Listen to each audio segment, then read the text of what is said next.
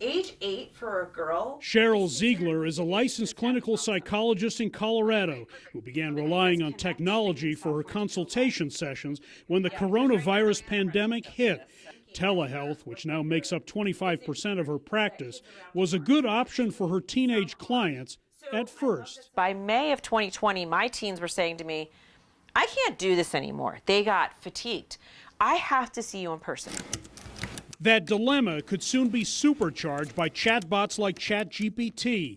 Could the software-enabled conversationalists who already coach people to stop smoking, lose weight, and exercise more be our online therapists in the future? Well, as therapists, I think bad idea overall. Randy Smith, a psychologist who teaches at MSU Denver, says with the advent of AI, the suggestion is starting to make the rounds in her profession. But she insists the best predictor of treatment outcomes for people in psychotherapy is the relationship between the client and the therapist. And I don't think we can do that with a smartphone or a chat bot. That relationship, she and Ziegler say, is a very human one. It's how a lot of learning and healing happens.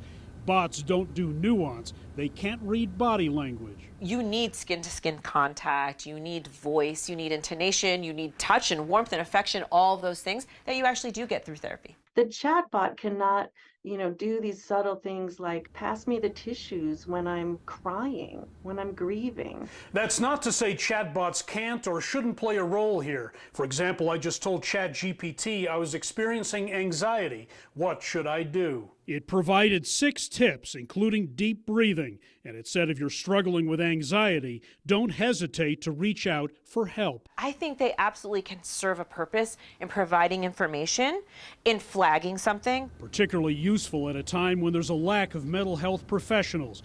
While some people may actually prefer to interact with a bot, it's less scary, it's less intimidating. Both psychologists worry about privacy and bias. Chatbots may be privy to your personal data and they could be hacked.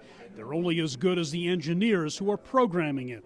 On top of that, I don't think chatbots are likely to communicate with one another and get some feedback about, do you think I'm on the right track with this particular client? Ziegler says it could take several years for research to demonstrate that this type of AI helps. AI and bots, I think, are here.